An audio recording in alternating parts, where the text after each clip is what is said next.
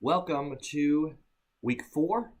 We're in the midst of week 4, actually. We're approaching our midterm point of the course, so be aware of that. The course is half complete nearly at this point. So if you are like some who have rarely um, participated in the course, you need to begin doing that soon if you want to succeed in the class, because once these conferences close, they can't be opened back up. The conversation ends, right? So post, I recommend 4 times a week, 4 times, actually 2 times a week at least, 4 times for each conference discussion, which lasts for 2 weeks, right? We have 4 conference discussions over the 8-week class. But my purpose this morning is to go over with you some of the most important themes in Tastes of Paradise in a History of Alcohol. So let's begin with Tastes of Paradise. Well, we're going back to chapter 1. This may seem somewhat counterintuitive to you, but there really is a rationale behind this. We're going back because two things happen one thing is happening at 2 different times, I guess is how I would say it. Way back in the 13 and 1400s, you have what Shivelbush, the author of Tastes of Paradise, calls the beginning or the dawn of the modern era. Well, how could that be? Something that occurred, about 600, 700 years ago. How can that be the dawn of the modern era? Well, it was one of these antecedents, something that came before, that caused other things to happen. Things that we associate with modernity or the modern state of the world in the 20th and even now 21st centuries. This included things like global trade, consumerism, the consumption of goods that are immediate and fleeting. Fleeting meaning like, as usual, I'm having a cup of tea, let me wet my whistle. It's fleeting. I take a sip of it and it's gone. Oh, and there's a bit of a stimulant in it as well called caffeine. We know that today. They didn't know that then. They'll be looking for tea in the East soon after this, but the first wave of globalization was centered around the spice trade. Consumable goods. Things like cinnamon, cloves, peppers, various kinds of peppers, particularly black pepper, which you still find on your table today. Nutmeg.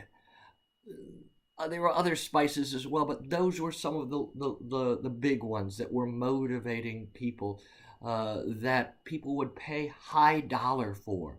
And this is the other thing that makes it more of a modern moment, or an antecedent to modernity, if you will, an antecedent, something that comes before, that causes kind of a chain reaction.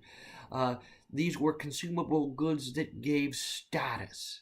So, in other words, you got status if you could afford to invite people over to your home where you were serving foods with all these exotic spices. The other thing that unites all of these spices is that they all came from Asia. This is what I meant when I said exotic. Exotic actually means coming from outside, foreign goods, right? Even today, like Italian shoes, for example, or other Italian goods, Italian cappuccinos, have kind of an air of high quality or a high status image. We're talking about image here. So this is part of the consumer revolution as well, right? Not everybody could afford these things, and if you could afford them, you showed off. This is what drove the merchants who dealt in these things to try and dominate the trade. This is where the imperialism comes into it, right? Because Europeans actually didn't dominate the trade in spices until they discovered the sea lanes, the sea routes, the maritime trade. And this is Christopher Columbus and Vasco da Gama I'm referencing here, who were both looking for the prosperous spice trade of India. Okay, so that's a quick overview of what you're learning about in Chapter 1 in Tastes of Paradise. Let me move on quickly now to A History of Alcohol by Roderick Phillips. And what we see here is coverage of the Enlightenment, or the Age of Reason as it's sometimes called, and the American and French revolutions, and the role that alcohol played in those revolutions. First of all, look at that graphic that I posted a few days ago in the announcements. I mentioned it as well in the conference discussion.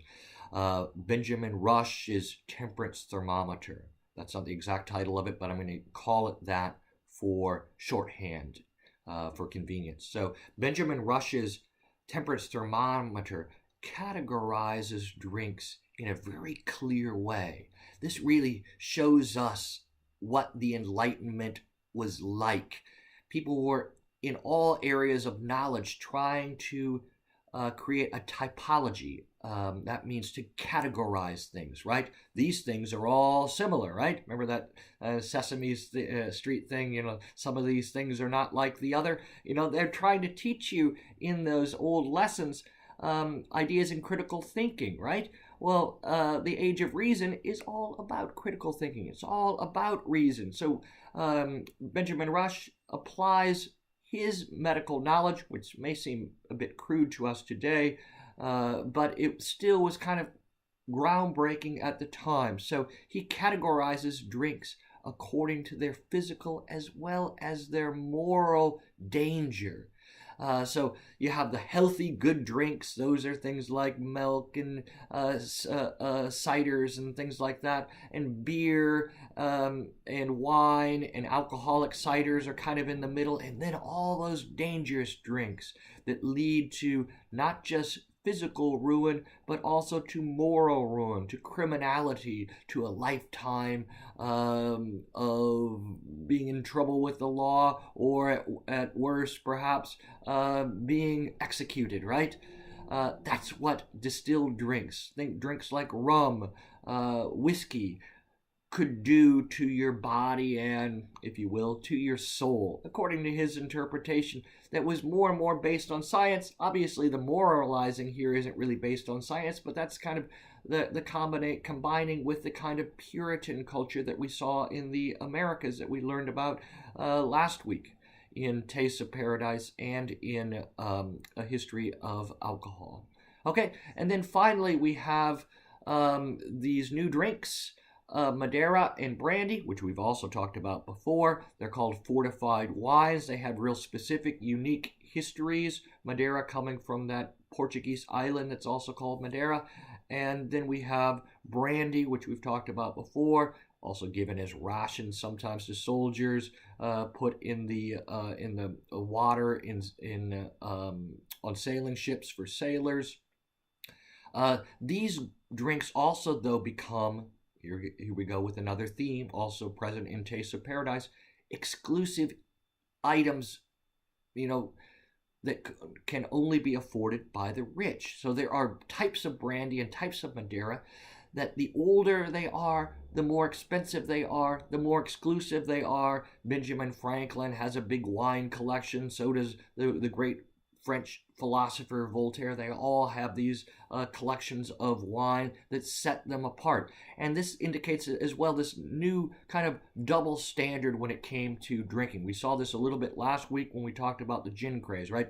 It was one thing for rich people, healthy, wealthy men to drink. Aristocrats often prove their masculinity by drinking contests, right? Things that go on today in sort of fraternities, right? But the poor, when they participated in such behavior, they were condemned as being immoral or, irrational, for they're poor because they drink too much. That didn't apply to rich people so much. Because rich people could afford to drink, right? Double standard. Same applied for women as well. If women drank, it was seen as a ruinous thing. It was seen as morally wrong. Women were too physically delicate, it was thought, to drink. And they were supposed to be upholding their roles as mothers, so women shouldn't drink as well. Men, especially wealthy men, not so bad.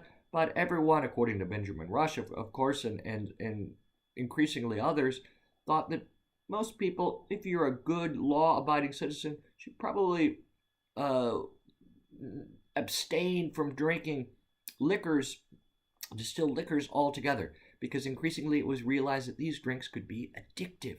They didn't really use this term in a scientific sense yet, but they're beginning to understand that distilled drinks really are a different type of creature, a different type of drink, right? What some would begin calling demon drink. Okay, and then we have the American and French Revolutions. I'll leave it to you guys to look over these sections in a history of alcohol. In the American Revolution, look at the importance of the Whiskey Rebellion following the American Revolution. There was this revolt that was against the young government, largely over the taxation of all distilled drinks, specifically over the distilled whiskey, which was so popular in the young United States at this time, even on the home manufacturing of distilled whiskey, and what we would call, especially in North Carolina, right, white lightning. And then, of course, there was the French Revolution. You see here also how important the taxes on wine had been in fomenting the resentments that led to the revolution. And one of the first things that is attacked at the beginning of the revolution, aside from the Bastille, which is usually the event that historians point to as beginning the French Revolution, you have the looting, destruction and looting of the custom houses where the wine inventories were kept and where wine taxes were tabulated and issued. So that caused a great deal of rage, those taxes on wine amongst the French population. And then, of course, the revolution itself is celebrated with copious amounts of wine as well. So lots of interesting topics to discuss on our conference discussion board. So please check that out. I look forward to continuing our conversation online. All the best.